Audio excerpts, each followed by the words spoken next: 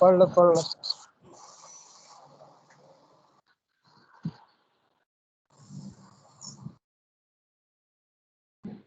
बेटा स्क्रीन दिखाई दे रही है? Yes ma'am. ठीक है। अब आज का जो टॉपिक है वो है स्टेरिलाइजेशन।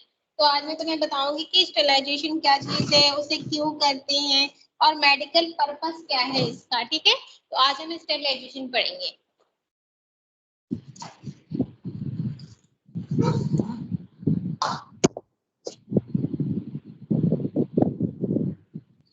अब बात करते हैं इम्पोर्टेंस ऑफ स्टेरिलाइजेशन, कि स्टेरिलाइजेशन की इम्पोर्टेंस क्या है। ठीक है, स्टेरिलाइजेशन की जरूरत क्या है। ठीक है, तो स्टेरिलाइजेशन एक प्रोसेस है जिसका हम यूज करते हैं कि जो भी माइक्रोब्स हैं वो प्रॉपर डिस्ट्रॉय हो जाए, ना तो उसके स्पोर्स बचे, मतलब उनके कुछ भी पार्ट्स ना बचे, प्रॉपर तरीके से डिस्ट्रॉय हो जाए। तो अब बात आती है कि हम स्टेरिलाइजेशन करते क्यों है, क्या है और ये क्यों करते हैं। तो नंबर 1 है to prevent contamination in sterile product. मतलब कोई भी कहने का मतलब है टू प्रिवेंट कंटामिनेशन, मतलब कंटामिनेशन को रोकने के लिए जो स्टेराइल प्रोडक्ट आते हैं ना, स्टेराइल प्रोडक्ट को कंटामिनेशन से रोकने के लिए हम स्टेरिलाइजेशन करते हैं। अगर मैं हॉस्पिटल्स की बात करूं तो स्टेराइल जो प्रोडक्ट्स होते हैं उनमें कंटामिनेशन अगर कुछ है, चाहे वो डस्ट है चाहे जर्म्स है, उनको रोकने के लिए, उनको खत्म करने के लिए हम स्टेरिलाइजेशन का यूज करते हैं। Next, prevent transmission of pathogenic micro organism. और किस लिए? टू प्रिवेंट मतलब किसको रोकने के लिए?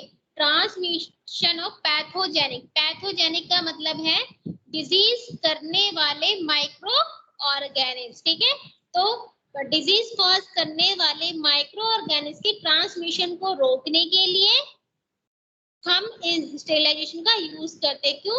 क्योंकि ये क्या है, ये डिजीज कॉज करने वाले, चाहे प्लांट में हो, एनिमल में या ह्यूमन बींग्स में, जो पैथोजेनिक माइक्रो ऑर्गेनिज्म है, मतलब जो डिजीज कॉज करने वाले माइक्रो ऑर्गेनिज्म की ट्रांसमिशन को रोकने का काम भी स्टेरिलाइजेशन करता है। ठीक है, नेक्स्ट है to prevent decomposition and spoilage of food and product. मतलब जो हमारे फूड या फूड प्रोडक्ट है उनको खराब होने से या गलने से बचाने के लिए हम स्टेरिलाइजेशन का यूज करते हैं।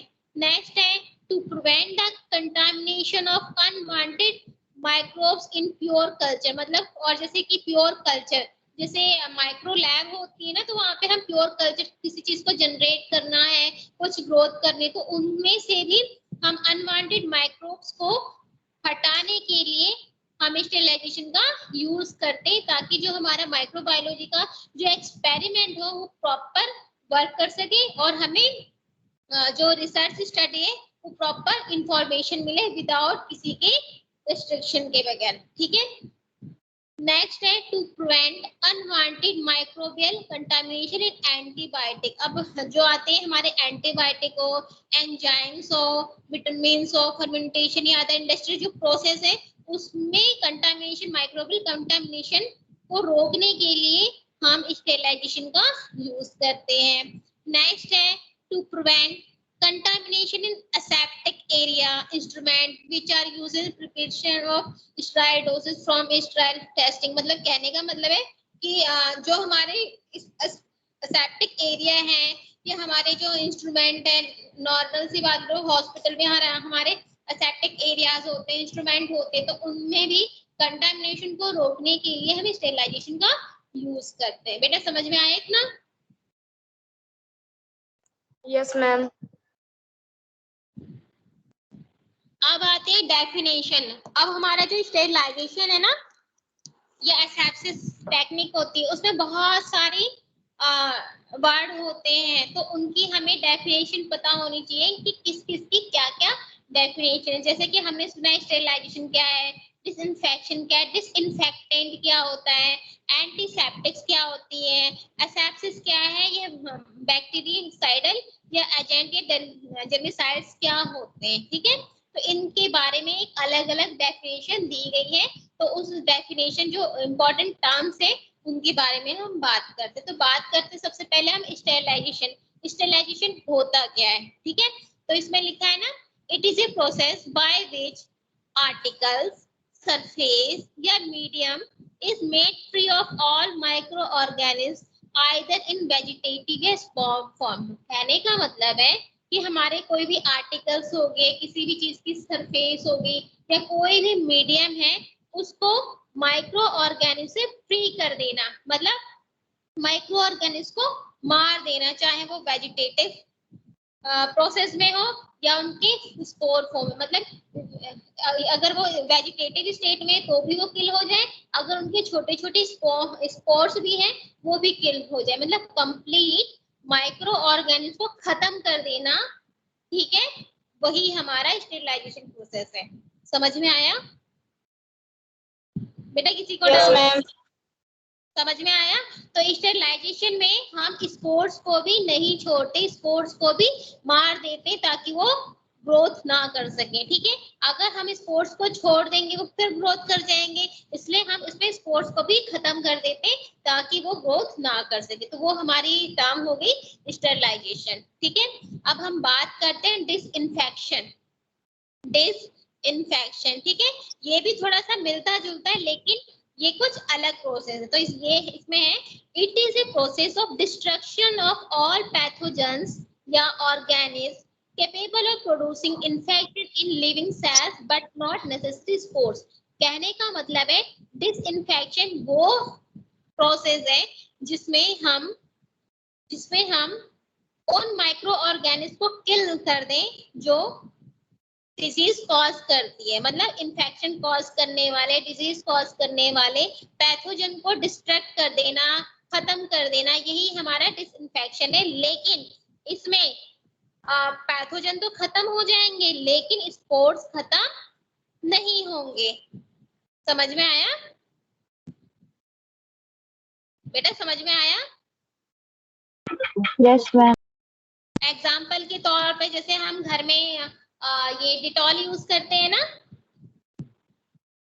डिटॉल यूज करते हैं ना, जैसे अगर हमें चोट लग जाए हम डिटॉल से साफ कर लेते हैं। अब ये तो नहीं कि एक बार हमने साफ कर ले तो हमारा जो चोट है बिल्कुल ठीक है, हम दोबारा डिटॉल से साफ करते हैं। क्यों? क्योंकि हमने पैथोजन को तो मार दिया होगा लेकिन उसके स्पोर्स तो रह रहे होंगे ना, तो वो प्रॉब्लम क्रिएट ना कर सके, इसलिए हम डिटॉल से बार बार धोते हैं ना चोट को। समझ में आया बेटा? समझ में आया? Yes ma'am. लेकिन डिसइंफेक्शन में एक चीज और भी है, इसमें सभी जो ऑर्गेनिज्म होते हैं ना वो किल नहीं होते हैं, बस उनका जो नंबर होता है ना, उनकी जो क्वांटिटी होती है वो कम हो जाती है, ठीक है ना। जैसे हम डिटॉल का एडवर्टाइजमेंट देखते हैं ना, उसमें लिखा होता है, उसमें 100% नहीं लिखा होता है, उसमें लिखा होता है 99% लिखा होता है ना, लिखा होता है ना बेटा। वो इसलिए लिखा होता है क्योंकि वो डिसइंफेक्शन है, वो सबको नहीं मार सकता लेकिन हाँ उनकी क्वांटिटी को थोड़ा सा कम कर सकता है, ठीक है। तो डिसइंफेक्शन और स्टेरिलाइजेशन में डिफरेंशिएट पता चल गया बेटा? बोलो। Yes ma'am. ठीक है। अब नेक्स्ट आता है डिसइंफेक्टेंट। अभी हमने डिसइंफेक्शन की बात की, अब ये डिसइंफेक्टेंट है, ठीक है। मतलब ये एक तरह की एंटी माइक्रोबियल एजेंट है जो क्या करते हैं, that are applied to surface of non living object to destroy micro organism that are living on the object.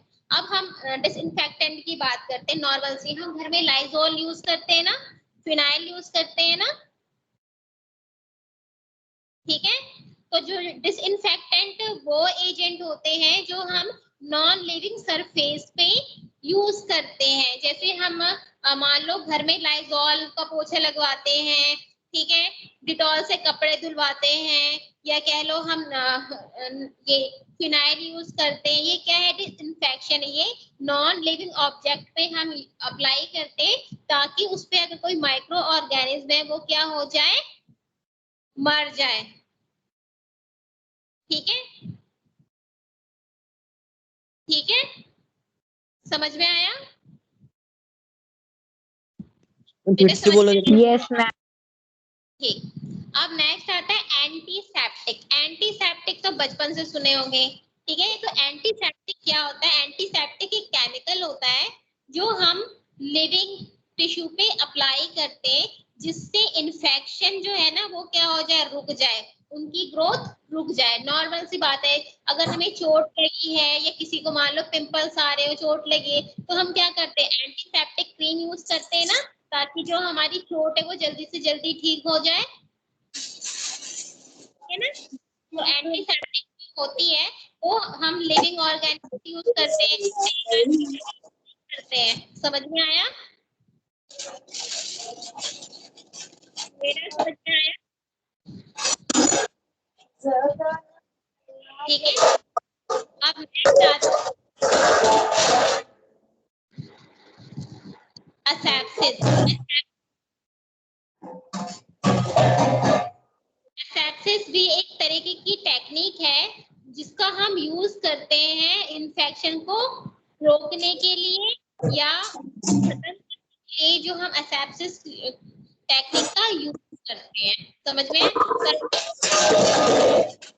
Of infection into uninfected tissue is prevented, मतलब कहीं पे इन्फेक्शन हो जाए तो उसको रोकने के लिए हम asepsis का यूज करते हैं। नेक्स्ट आता है बैक्टीरियासाइडल एजेंट या जर्मिसाइड्स। ये क्या है? They are chemical substance which able to kill bacteria या जर्म। मतलब मान लो किसी ऐसा होता है ना कि मान लो किसी पर्सन को ये एलर्जी हो गई, ठीक है, स्किन एलर्जी हो गई, तो डॉक्टर क्या कहता है कि यहाँ पे बैक्टीरिया ग्रोथ हो गया है कुछ भी, तो वहां पे हम एक केमिकल का यूज करते हैं जिसकी वजह से वो बैक्टीरिया जर्म्स जो होती है वो किल हो जाती है। ठीक है, समझ में आया? मेरा इतना समझ में आया? Yes ma'am. Yes ma'am.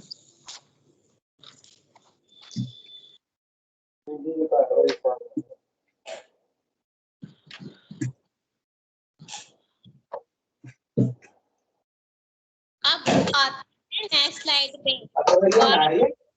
Sterilisation. बेटा जिसकी यहाँ से आवाज आ रही है अपनी माइक बंद करो।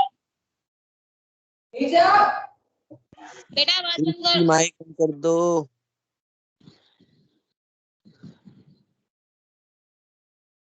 तो अब बात आती है कि हम स्टेरिलाइजेशन करते क्यों हैं, स्टेरिलाइजेशन की जरूरत क्यों है। ठीक है, तो इसमें है micro organism capable of causing infection are constantly present in the external environment and on the human body. कहने का मतलब है जो माइक्रो ऑर्गेनिज्म है उनमें इतनी कैपेबिलिटी होती है कि वो इन्फेक्शन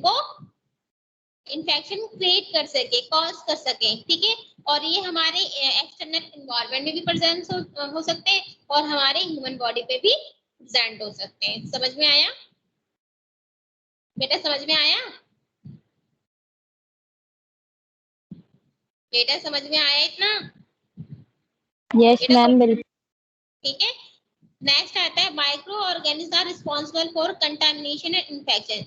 मतलब जो माइक्रो ऑर्गेनिज्म है वही रिस्पॉन्सिबल होते हैं किसी भी चीज को कंटामिनेट करने के लिए या इन्फेक्शन करने के लिए। माइक्रो ऑर्गेनिज्म ही जिम्मेदार होते हैं और कोई नहीं होता। ठीक है, अब मेन बात आती है कि स्टेरिलाइजेशन का एम क्या है। ठीक है, the aim of sterilization is remove या destroy the micro organism from material या फ्रॉम सरफेस। तो स्टेरिलाइजेशन का जो मेन एम है वो है कि या तो माइक्रो ऑर्गेनिज्म को रिमूव कर दे या प्रॉपर तरीके से माइक्रो ऑर्गेनिज्म को डिस्ट्रॉय कर दे, चाहे वो किसी मटेरियल पे हो या किसी सरफेस पे हो, उस एरिया से उस जगह से माइक्रो ऑर्गेनिज्म को पूरी तरह हटा दो या उसे डिस्ट्रॉय कर दो। यही हमारे स्टेरिलाइजेशन का एम है। ठीक है, इतना समझ में आया? Yes ma'am. अब देखो how can micro organism be killed, कि कैसे माइक्रो ऑर्गेनिज्म किल हो सकते हैं। तो सबसे डीनेचुरेशन ऑफ प्रोटीन। देखो जो हम लिविंग ऑर्गेनिज्म है ना बेटा, ये प्रोटीन के ही बने हुए हैं। ठीक है, तो अगर हम उस प्रोटीन को डीनेचुरेट कर दें या उसे खत्म कर दें तो माइक्रो ऑर्गेनिज्म मर जाएंगे, ठीक है। क्योंकि देखो प्रोटीन किसका होता है, अमाइनो एसिड का होता है, और अमाइनो एसिड ही क्या करते हैं, डीएनए और आरएनए को बनाते हैं। जब हम प्रोटीन को ही हटा देंगे, उसी को डीनेचर कर देंगे, तो फिर उस ग्रोथ कैसे होगी। तो इससे माइक्रो ऑर्गेनिज्म को मारने के लिए हम डीनेचुरेशन ऑफ प्रोटीन कर सकते हैं, ठीक है। नेक्स्ट है इंटरफेरेंस विद प्रोटीन सिंथेसिस, मतलब अगर कोई भी माइक्रो ऑर्गेनिज्म है, देखो प्रोटीन सिंथेसिस होती है, अगर हम उस पर इंटरफेयर कर दें या किसी भी वजह से रुकावट कर, तो प्रोटीन सिंथेसिस हो नहीं पाएगी, डीएनए या आरएनए बनेगा नहीं। तो जब बनेगा नहीं तो वो ग्रोथ नहीं कर पाएंगे, और ग्रोथ नहीं कर पाएंगे तो उनकी क्वांटिटी बढ़ेगी नहीं, ना ही वो इन्फेक्शन कर पाएंगे।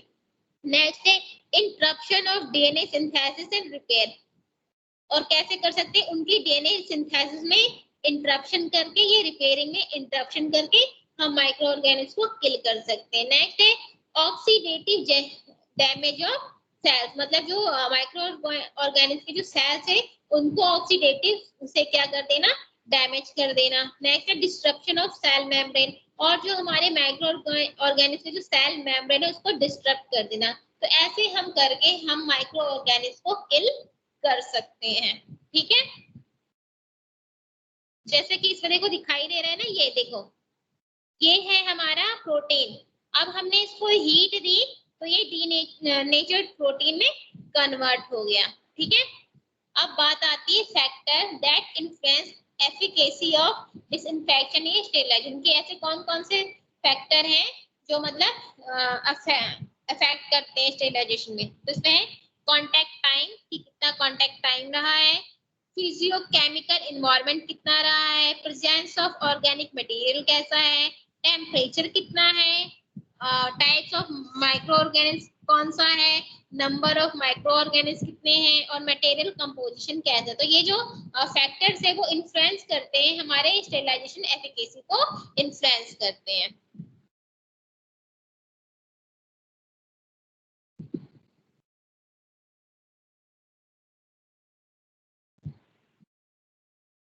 अब है व्हाट टू स्टेरिलाइज, कि किसको हम स्टेरिलाइज करें, ठीक है। तो नंबर 1 आता है all instruments that penetrate soft tissue and bones, मतलब उन सभी इंस्ट्रूमेंट को हमें क्या करना है, स्टेरिलाइज करना है, जो हमारे सॉफ्ट टिश्यू है, बोन्स को क्या करते हैं, हटाते हैं। अब ये इंस्ट्रूमेंट कहाँ यूज होते हैं, हॉस्पिटल्स में यूज होते हैं, हॉस्पिटल में कहाँ, ओटी रूम में यूज होते हैं ना, तो वहाँ के जो इंस्ट्रूमेंट है उसको स्टेराइल करना है, क्योंकि वो हमारे क्या करते हैं, हमारे सॉफ्ट टिश्यू या बोन को पेनिट्रेशन में इंस्ट्रूमेंट की हेल्प होती है, इसलिए हमें इंस्ट्रूमेंट को स्टेराइल करना है, ताकि अगर हम उस इंस्ट्रूमेंट को किसी अदर पर्सन पे ट्राई करें तो इन्फेक्शन ना हो, ठीक है। एक तो इंस्ट्रूमेंट हो गया। नेक्स्ट है instrument that are not intended to penetrate the tissue, ऐसे भी इंस्ट्रूमेंट जो टिश्यू को पेनिट्रेट नहीं करते लेकिन वो कांटेक्ट में आते हैं, जैसे ओरल टिश्यू, जैसे हम डेंटिस्ट के पास जाते हैं ना, डेंटिस्ट के पास तो वो अपना एक इंस्ट्रूमेंट हमारे माउथ में लगाता है, उससे वो हमारे टिश्यू को हटाता नहीं, लेकिन हाँ उस इंस्ट्रूमेंट को हमारे मुंह में रख के देखता है कि हमारी टीथ कैसे है, तो उस इंस्ट्रूमेंट को भी हम क्या करते हैं, स्टेराइल करते हैं, क्योंकि वो इंस्ट्रूमेंट एक पर्सन से दूसरे पर्सन के माउथ में जाते हैं। इसलिए जो डेंटिस्ट होते हैं उस इंस्ट्रूमेंट को एक आयोडीन सॉल्यूशन या बीटाडीन सॉल्यूशन में क्या करते हैं, डिप करके रखते हैं, ठीक है।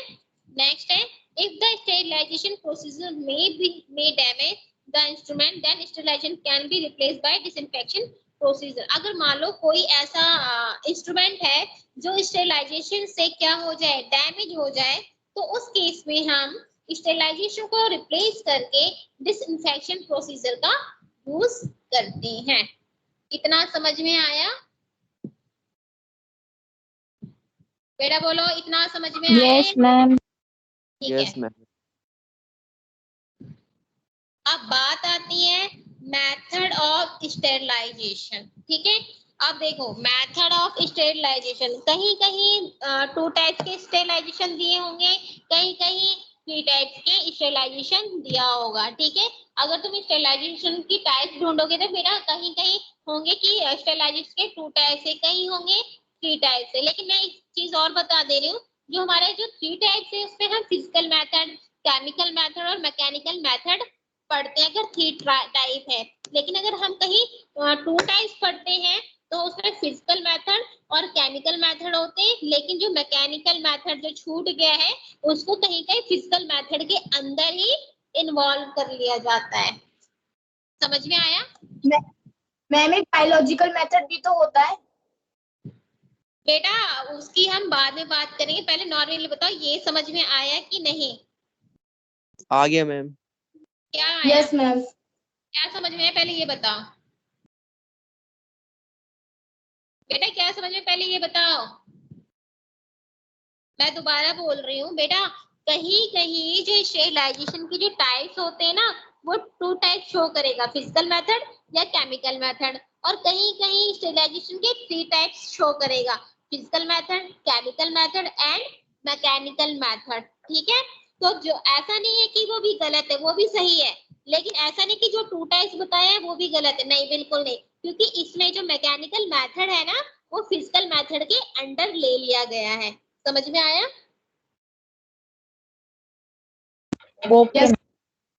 ठीक है, तो अब बात करेंगे मेथड ऑफ स्टेरिलाइजेशन। तो इसमें है टू मेथड, तो स्टेरिलाइजेशन के टू मेथड होते हैं, नंबर 1 फिजिकल मेथड और नंबर 2 केमिकल मेथड। ठीक है, जैसा कि इसमें दिखाई दे रहा है। तो हमारा जो फिजिकल मेथड है इसमें भी काफी सब डिवीजन है, फिजिकल मेथड के भी सब डिवीजन। नंबर 1 है ड्राई हीट स्टेरिलाइजेशन, जिसमें क्या है एग्जांपल में incineration, direct flame, red heat, hot air. कहने का मतलब है फिजिकल मेथड में जो ड्राई हीट स्टेरिलाइजेशन है कि इसमें जो डायरेक्ट ना हीट प्रोवाइड की जा रही है, जैसे कि इंसिनरेशन। इंसिनरेशन का मतलब जानते हो बेटा, जानते हैं Yes, इंसिनरेशन क्या क्या होता है? मैम पट्टियों को जलाना, इंजेक्शंस, निडल्स वगैरह जो होते हैं उनको जलाना। देखो इंसिनरेशन ना बेटा एक क्या कहते हैं, एक मशीन होती है, ठीक है, उसमें हम उन चीजों को रख देते हैं और हीट प्रोवाइड करते, वो जल जाते। बिल्कुल सही बात है, जल जाती है। जैसे एग्जांपल में तुमने देखा होगा ना कि जैसे आजकल जो लाशें जलती है ना मशीन में जलती हैं बेटा, सुन मैम रहे मैंने हैं? मैम वो सैंपल निकालते हैं ना तो उसकी जो निडल होती है जो इंजेक्शन की तो वो उसमें बंद कर देते हैं। हाँ हाँ, तो मैं वो ये बच्चे नहीं जानते, मैं पूछ रही हूँ बेटा, तुमने देखा होगा ना कि लाशों को जलाने के लिए एक मशीन यूज की जा रही है, यस मैम। वो इंसिनरेशन मशीन है। तो हम यहाँ पे लाशें नहीं जलाएंगे, हम यहाँ पे क्या करेंगे, हम जो कंटामिनेटेड चीजें है ना जला देना, जिसका रीयूज नहीं है, उसको हम इसमें क्या कर देते हैं, डायरेक्ट हीट के थ्रू जला देते हैं। ठीक है, समझ में आया? Yes ma'am. ठीक है, नेक्स्ट है इसमें डायरेक्ट फ्लेम। डायरेक्ट फ्लेम क्या है, डायरेक्ट आग पे डायरेक्ट हीट प्रोवाइड कर दे, तो डायरेक्ट फ्लेम हो गई। अब आता है रेड हीट। रेड हीट क्या होता है, जैसे नॉर्मल देखा होगा ना कि नॉर्मल देखा होगा, जैसे मान लो हमें कोई चीज नॉर्मल सी मूवीज में देखा होगा कि गोली लग गई तो उसको चाकू से हटा दे, है ना, तो उसके लिए वो क्या करते हैं, वो रेड हीट मतलब उस नाइफ को वो फ्लेम पर तब तक गर्म करते हैं जब तक वो जो नाइफ है ना वो रेड ना हो जाए, तो वो क्या है, रेड हीट। समझ में आया बेटा, समझ में आया बच्चे, बोलो। Yes ma'am. ठीक है, अब नेक्स्ट आता है हॉट एयर। हॉट एयर एक इंस्ट्रूमेंट है जिसमें अगर हम किसी भी चीज को रखते हैं तो वो क्या हो जाती है, हीट की वजह से ड्राई हो जाती है, और वो वहां पे अगर कोई कंटामिनेशन है वो क्या होगी, हट जाएगी, किल हो जाएगी। ठीक है, इतना ड्राई हीट स्टेरिलाइजेशन समझ में आ गया बेटा? ड्राई हीट स्टेरिलाइजेशन समझ में आया या नहीं आया? यस मैम, आ गया। नेक्स्ट है हमारा मॉइस्ट हीट स्टेरिलाइजेशन। मतलब मॉइस्ट मतलब वेट, गीला, जिसमें क्या है, वेपर्स हो, तो मॉइस्ट हीट स्टेरिलाइजेशन। ठीक है, इसमें एग्जांपल में दे रहेगा पास्चुराइजेशन। पास्चुराइजेशन का मतलब जानते हो ना, जैसे हमारे घर में पैकेट वाला दूध आता है ना, मतलब डेयरी प्रोडक्ट आता है ना, एग्जांपल में दूध का पैकेट वो कैसा होता है, पास्चुराइजेशन होता है, ठीक है। 63 डिग्री सेल्सियस पे जो घर में जो पैकेट वाला दूध आता है उसको 63 डिग्री सेल्सियस पे हीट किया जाता है, मॉइस्ट हीट किया जाता है, तो वो हमारा क्या है बेटा, क्या है वो, मॉइस्ट हीट स्टेरिलाइजेशन है, ठीक है। यहाँ तक कि हम पानी को उबालते हैं ना, बॉइलिंग, बॉइलिंग भी क्या है, मॉइस्ट हीट स्टेरिलाइजेशन, ठीक है। आप देखो इसमें इंस्ट्रूमेंट का नाम दिया है ना, ऑटोक्लेव, ठीक है। ऑटोक्लेव क्या है, एक तरीके की मशीन है जिसका जो फंक्शन है वो जैसे हमारे घर में प्रेशर कुकर है ना वैसा ही है, लेकिन हमारा प्रेशर कुकर और ऑटोक्लेव में थोड़ा सा डिफरेंस भी है, ठीक है। आप देखो नेक्स्ट है स्टेरिलाइजेशन बाय रेडिएशन, मतलब अगर हमें किसी चीज को स्टेरिलाइजेशन करना है तो किसके थ्रू करना है, रेडिएशन। तो और कौन कौन से रेडिएशन है, यूवी रेज, ठीक है, यूवी रेज, ठीक है। एक यूवी रेज है, यूवी लाइट है, और आयनाइजिंग रेडिएशन है, एक्सरे, बीटा, गामा, ये रेज जो होती है उनका यूज हम स्टेरिलाइजेशन में करते हैं। समझ में आया बेटे, समझ में आया? Yes ma'am. ठीक है। अब नेक्स्ट आता है हमारा फिल्ट्रेशन या मैकेनिकल मेथड, ठीक है। तो हमारे फिजिकल मेथड में देखो दे रखा है ना फिल्ट्रेशन या मैकेनिकल मेथड, इसमें हम क्या करते हैं, मैकेनिकल मेथड में हम या फिल्ट्रेशन में हम फिल्टर का यूज करते हैं। फिल्टर की वजह से जो माइक्रोब्स उसमें पास होंगे ना वो कैप्चर हो जाएंगी, ठीक है। तो इसमें देखो एबेस्टॉस फिल्टर है, सेंट्रेट ग्लास फिल्टर है, फिल्टर कैंडल्स हैं, मेम्ब्रेन फिल्टर्स है। तो ये क्या है, ये ऐसे फिल्टर हैं जो हमारे माइक्रोब्स को क्या कर लेगी, क्या कर देगी, फिल्टर कर देगी, तो इसलिए इसका नाम फिल्ट्रेशन है। समझ में आया बेटा, समझ में आया? हाँ, फिल्टर का एक एग्जांपल बताती हूँ। जो माइक्रोबायोलॉजी रूम होता है या जो जहाँ पे हम सैंपल देके आते हैं ना, जैसे मान लो किसी मतलब किसी डिजीज का पता करने के लिए हम देखो हर लैब में माइक्रोबियल लैब होती है ना, हम वहाँ पे सैंपल देके आते हैं ना ताकि हमें ये पता चले कि कौन सी डिजीज है, देके आते हैं ना। तो उसमें तुमने ये देखा होगा कि वो एक ग्लास टाइप का एक एरिया होगा जहाँ पे वो क्या करते हैं, मतलब वर्क करते हैं, या ये कह लो जो सैंपल है वहाँ सैंपल का यूज करते। तो जो एक वो जो स्टेशन सा बना होता है ना ग्लास वाला, उसमें हैप्पा फिल्टर भी लगा होता है, ठीक है, यूवी रेज भी होती है। तो काम करने से पहले यूवी रेज अप्लाई की जाती है ताकि उसका पूरा जो सरफेस है वो फ्री फ्रॉम माइक्रो ऑर्गेनिज्म हो जाए। यूवी रेज को बंद करके फिर हैप्पा फिल्टर स्टार्ट किया जाता है कि जो एयर वहां पास हो रही है उसमें कोई माइक्रोब्स है तो वो इंटर ना कर सके, वो वहीं पे किल हो जाए। समझ में आया बेटा, समझ में आया बेटा? रिस्पॉन्स नहीं आ यस रहा, मैम। ठीक है। यस तो मैम। समझ में आ गया सबको? Yes physical ma'am. मेथड, ठीक है।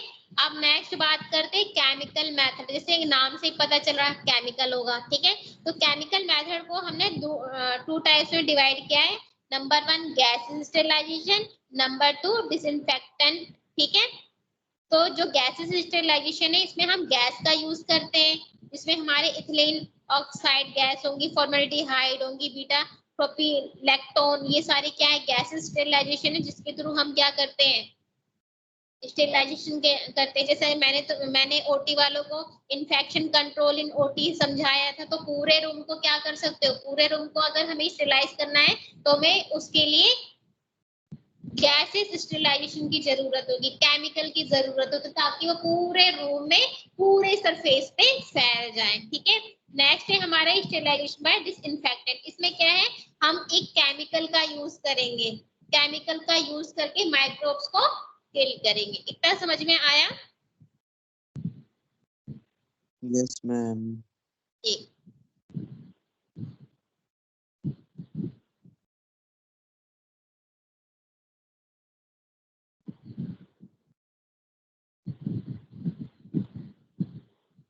आप देखो इसमें लिखा है ना फिजिकल मेथड ऑफ स्टेरिलाइजेशन, इसमें ड्राई हीट, मॉइस्चर और रेडिएशन। इसमें जो इंस्ट्रूमेंट यूज किया, अगर हम ड्राई हीट की बात करें तो हम इसमें जो नॉर्मल इंस्ट्रूमेंट यूज करते हैं वो ओवन का यूज करते हैं। मॉइस्ट हीट में हम ऑटोक्लेव इंस्ट्रूमेंट का यूज करते हैं और रेडिएशन में हम गामा रेज चैम्बर का यूज करते हैं। ठीक है,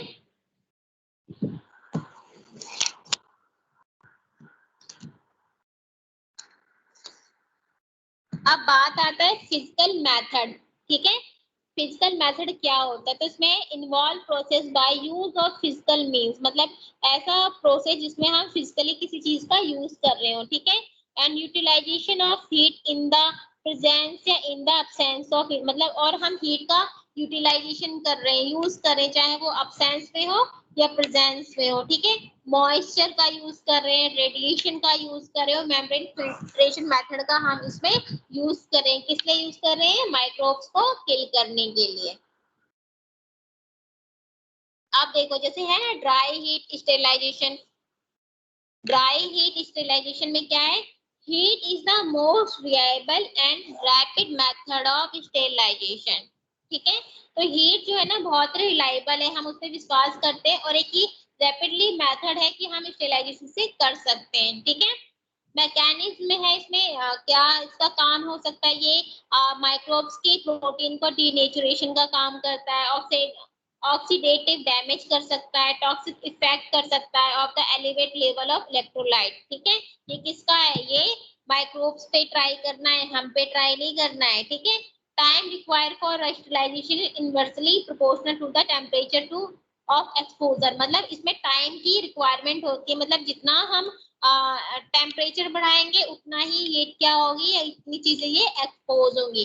this can be express as thermal death time, और इसको हम कैसे एक्सप्रेस कर सकते हैं? थर्मल डेथ टाइम पे, which is minimum time required to kill a suspension micro organism, मतलब मिनिमम टाइम रिक्वायरमेंट किसी भी माइक्रो ऑर्गेनिज्म को मारने के लिए जो कम से कम टाइम की जो रिक्वायरमेंट है वही हमारा थर्मल डेथ टाइम होता है। ठीक है, समझ में आया?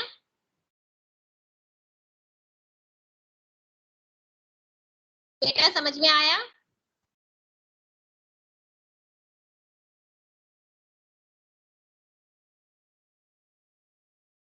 बेटा समझ में Yes, आया? ma'am. हम ड्राई हीट में ही बात करते हैं, जैसे सनलाइट या ड्राइंग। तो इसमें क्या है?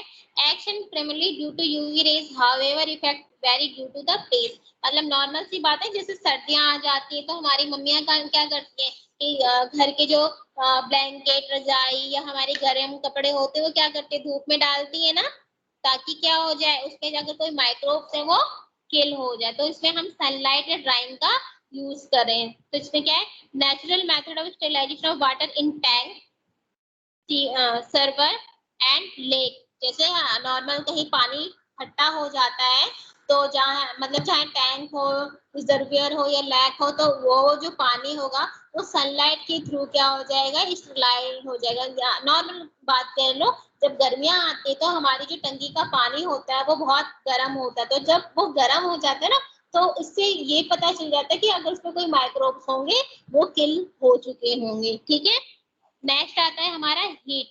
ठीक है, हीट की हमने बात कर ली, चाहे हीट वो वेट हो या ड्राई। तो most reliable method of sterilisation and should be method of choice, मतलब वो डिपेंड करता है कि हम कौन सा मेथड चूज करते हैं। एग्जांपल में inoculation, wiring, needle and forceps.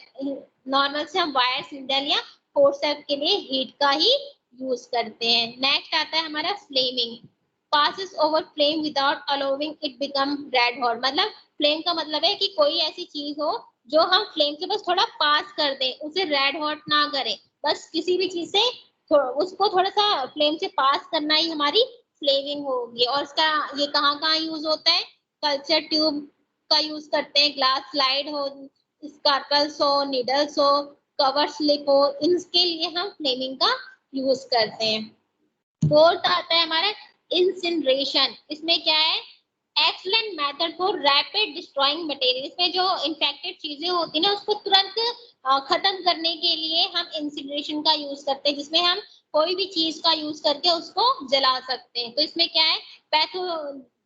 Pathological materials हो जाए कंटामिनेटेड क्लॉथ हो या एनिमल का केसेस हो, उन सबको जलाने के लिए हम इंसुलेशन का यूज करते हैं। नेक्स्ट आता है हमारा हॉट एयर ओवन। ठीक है, हॉट एयर ओवन एक इलेक्ट्रिक डिवाइस है जो हम स्टरलाइजेशन के लिए यूज करते हैं। ठीक है, the oven uses dry heat to slice articles. तो ओवन में क्या होगा, अगर हम कोई भी चीज रखेंगे वो अपने आप ड्राई हो जाएगी और जिसकी वजह से हमारे आर्टिकल्स होते हैं ना वो ड्राई होकर स्टरलाइज हो जाएंगे। Generally they can be operated from 50 to 300 Celsius, और इसको हम ऑपरेट कब से कहाँ तक करते हैं, 50 डिग्री सेल्सियस से लेके 300 डिग्री सेल्सियस तक हम इसको ऑपरेट करते हैं। There is a thermostat controlling the temperature, मतलब ये थर्मोस्टेट है जो टेम्परेचर को क्या करती है, कंट्रोल करती है। This is most widely use method of sterilisation by dry heat के लिए हम जो ड्राई हीट के लिए हम ओवन का यूज सबसे ज्यादा करते हैं। जैसे ग्लास वेयर हो, फोर्सेप्स हो, सीजर्स हो, स्कैपल्स हो, ऑल ग्लास स्ट्रिंग हो, swab, liquid paraffin, dusting powder, fat grease, इन सबको स्लाइड करने के लिए हम हॉट एयर ओवन का यूज करते हैं। ठीक है, it is not suitable for surgical dressing, ये सर्जिकल ड्रेसिंग के लिए यूज नहीं, जैसे हमारे बैंड हो गए ना, ये इनके लिए यूज नहीं है। रबड़, प्लास्टिक, वोलेटाइल या हीट रिलायबल सब्सटेंस, इनके लिए हम हॉट एयर ओवन का यूज नहीं करेंगे, क्योंकि अगर हमने इनका यूज किया तो वो ओवन में ही पिघल जाएंगे, खराब हो जाएंगे। ये है हमारा ओवन जो हम यूज करते हैं। अब प्रिकॉशंस क्या रखनी है, glass wire should be dry, जो ग्लास वेयर्स हम रखेंगे ना वो सूखी होनी चाहिए। Oven should not be overloaded, oven को ओवरलोडेड नहीं होने देना चाहिए। Glass material after drying are allowed to cool down before use, और जो हम ग्लास मटेरियल को ओवन में डालेंगे और जब उस ड्राई हो जाएंगी तो हम उसको ठंडा होने के लिए रख देंगे, ताकि ठंडा होने के बाद हम उसका यूज कर सके। Articles are to be arrange in manner to allow free circular of air, और जो हम आर्टिकल्स रखेंगे इस तरह रखेंगे कि प्रॉपर उस एरिया में एयर का सर्कुलेशन हो सके और सारी चीजें स्टेराइल हो सके। Door of the oven should be open after it cools down. ठीक है, और डोर को हम तब खोलेंगे जब इस प्रोसेस मतलब टेम्परेचर में हम मतलब कहने का मतलब हम डोर ओपन ओवन का तभी करेंगे जब वो 2 घंटे के लिए ठंडा हो चुका होगा, तभी हम डोर को ओपन करेंगे। डायरेक्ट बंद करके तुरंत ओपन नहीं करेंगे, मतलब 2 घंटे के लिए हम उस आर्टिकल्स को जो ओवन में ठंडा होने के लिए वहीं का वहीं छोड़ देंगे। 2 घंटे बाद ही हम उसमें से आर्टिकल्स को निकालेंगे। ठीक है, तो इसके लिए देखो टाइम दे रखा है, अगर टेम्परेचर 170 है तो 60 मिनट्स लगेगा, अगर टेम्परेचर 160 है तो 120 मिनट्स लगेगा, अगर टेम्परेचर हमने 150 रखा तो मिनट भी उतने ही लगेंगे, अगर टेम्परेचर 140 है तो मिनट्स 180 के बराबर ही लगेंगे। अब आता है एडवांटेज एंड डिसएडवांटेज। तो इसका एडवांटेज क्या है, it is suitable method for sterilization of substance destroying by moisture. They don't require water and there is no much pressure build up within the oven, मतलब इसके लिए कोई इसको डिस्ट्रॉय करने के लिए हमें मॉइस्चर की जरूरत होगी और इसमें किसी भी पानी की जरूरत नहीं है और ना ही ज्यादा प्रेशर की जरूरत होती है। Suitable easy to use in laboratory environment, laboratory में ये बहुत ही सुटेबल और इजी है। ठीक है, they are much smaller than autoclave, और ये बहुत ही ज्यादा छोटे ऑटोक्लेव से छोटे होते हैं और ये इफेक्टिव होते हैं। डिसएडवांटेज क्या है, लॉन्ग हीटिंग टाइम, इनका जो टाइम होता है हीटिंग का वो बहुत ज्यादा होता है और टेम्परेचर भी हाई रखना पड़ता है। They use dry heat instead of moist heat, इसमें ड्राई हीट ही ज्यादा यूज होता है मॉइस्ट हीट की जगह। ठीक है,